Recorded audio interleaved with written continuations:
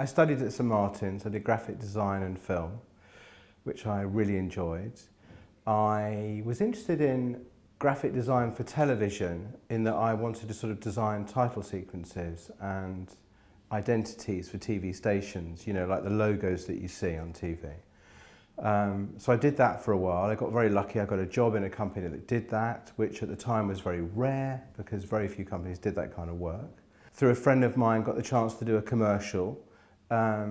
Thought that was really interesting, did lots more commercials, and then thought, well, these commercials are really cool and I get to try out lots of different things while I'm doing them, lots of different filmic techniques and work with post-production and so on, and lots of interesting people, cameramen and editors and so on.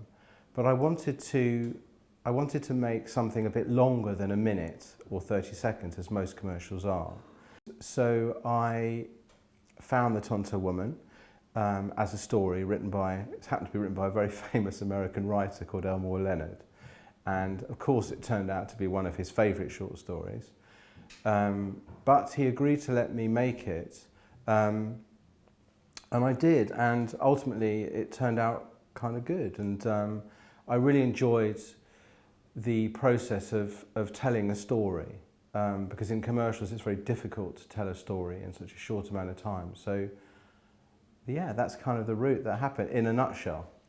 Well, The Tonto Woman was nominated for an Oscar in 2008, which was incredibly exciting because it was never the intention to make something for awards in any way. And it was really the producer of the film, my partner Matthew, who said, well, we've got this thing now, do you want to enter it into some awards? And I said, okay. And he said, well, there's one coming up here and there's one coming up there, and so on. And we entered it in, what was it?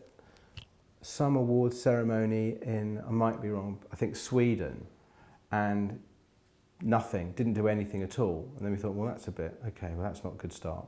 Then we entered it one in LA, the LA Shorts Film Festival, and it won the film festival.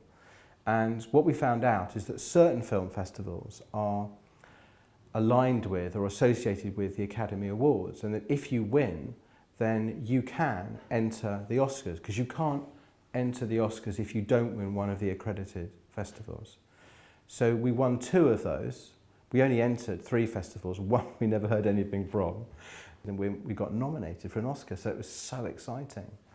And I don't know, it was just a brilliant experience. The experience of going to the Oscars was amazing, and meeting all these interesting, famous people and hanging out with them was really cool. Then I was thinking, well, I really enjoyed making this little film, so I'd like to make more films.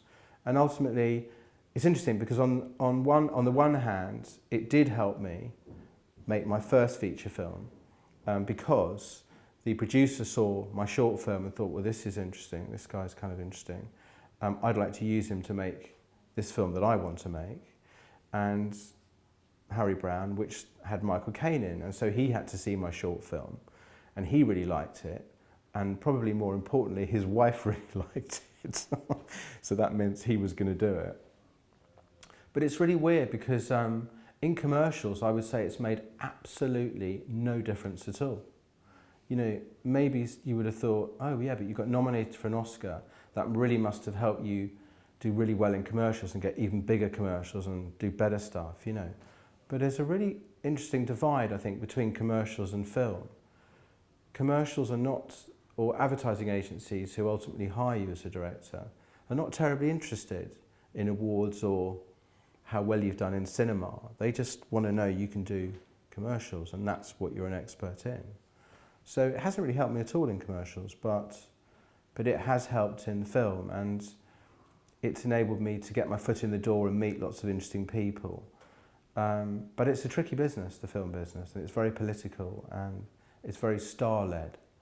So you just have to keep hacking away and trying to get in there and do your stuff, you know.